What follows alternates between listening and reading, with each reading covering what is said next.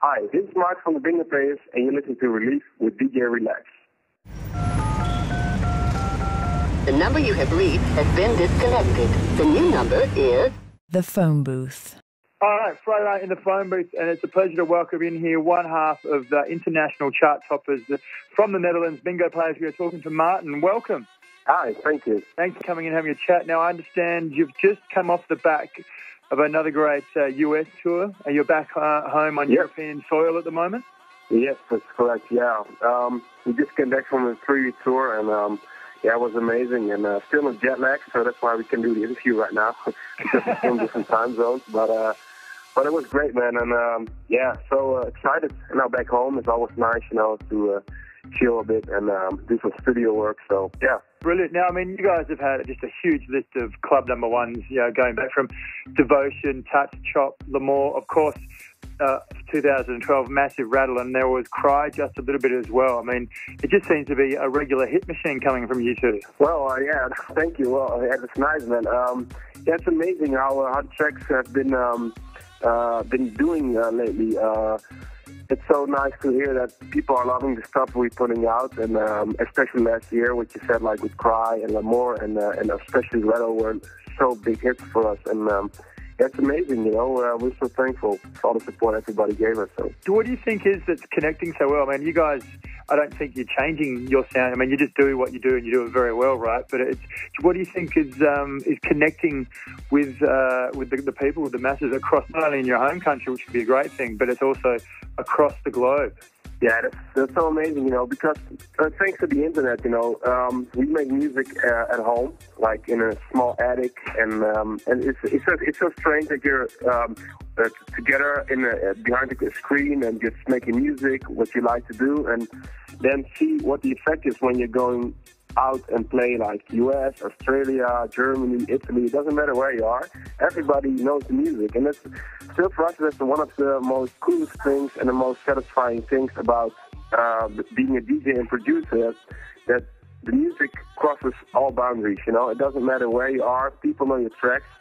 For instance, we've been in Brazil last year, and we were in this really small club in a really unknown city, and still there were people that know our tracks and they love it. It's just crazy, It's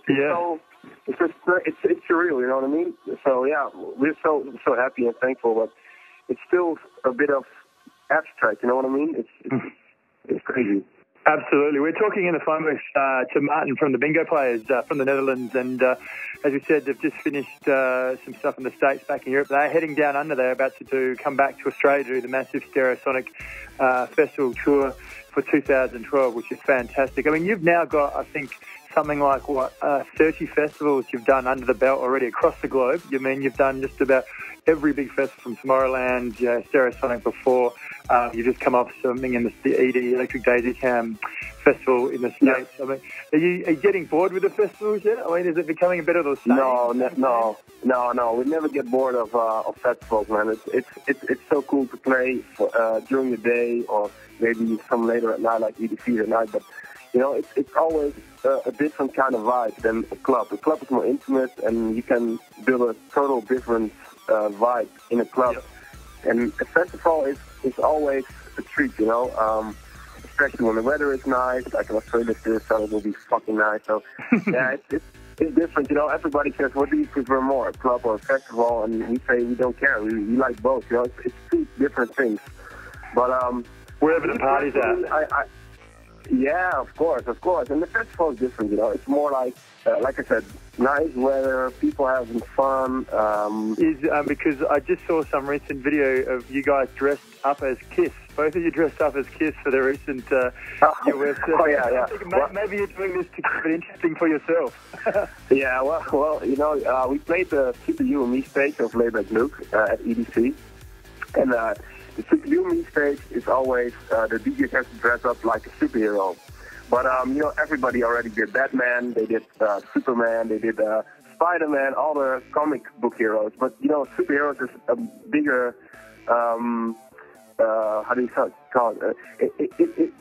It covers so much more than only comic heroes, And for us, kids were like the big music heroes for us. So that's why we said, "Go on, fuck it, let's." So that's what we did, and yeah, people loved it, and we had fun with it as well. But we're never gonna do it again because putting on the makeup and getting it off was like such a hassle. But we had so much fun. Like, fuck out these guys. You know, so yeah, it was real fun. Yeah, it's great. We're talking to Martin from the Bingo Players in the phone booth right now in Release, as I said, on the upcoming Australian tour, heading back down under to tour Australia one more time. It's going to be great to have him back in the country. Now, we've talked about the great success you've had with your own tracks. And one that came up, of course, was Cry Just a Little Bit, which is a massive one out in the clubs in Australia. And now, of course, we've just seen this being redone with Quote and Mr. Worldwide. I've got to ask you about this and how you feel about this track going around now. Well, yeah, it's pretty difficult, We made Cry Just a Little track, which was a sample we used from Brandon Russell's Piano Dog, so we could never say they ripped us off because it's just like Brandon Russell. So yeah, we just found a sample, and other producers, like we said, quote Mr. Worldwide, a.k.a. Pitbull, also heard probably how we did the track, and they were like, hey, that's a cool hook, let's use it again. So yeah, people say, don't you feel ripped off because Worldwide did it as well? And we're like, we don't care much about that, they have to do what they want to do, and we're just happy that for us, it's like Brandon Russell's like so obscure 80s. Nobody knows it. The kids from 16 to 20, they don't know this track. So when we put it out, people were like, oh, that's a cool song. And when they found out what the original was, and they get into a whole new genre of music. They go, yeah, Brandon Russell made some other cool tracks, Yeah. So for us, it doesn't matter. It's all about, it's cool how to resample or recycle music, and how they want to do it, it's fine. And we don't have a big opinion about that, It's people who like to cry will still like cry, and if they don't like the Pitbull or the Quote guy, whatever, it's all about the music, and we don't care much about it. Yeah, I mean, I guess it's in another way, it's a bit of a compliment anyway. I mean, it's certainly.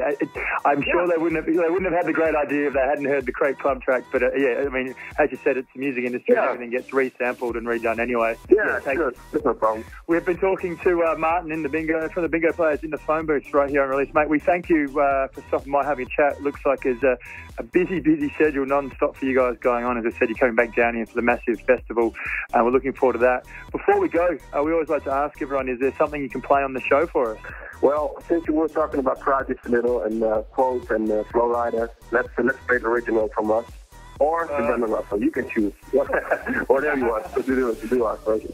Here it is, an absolute classic from Bingo Players as picked by them for you on Release.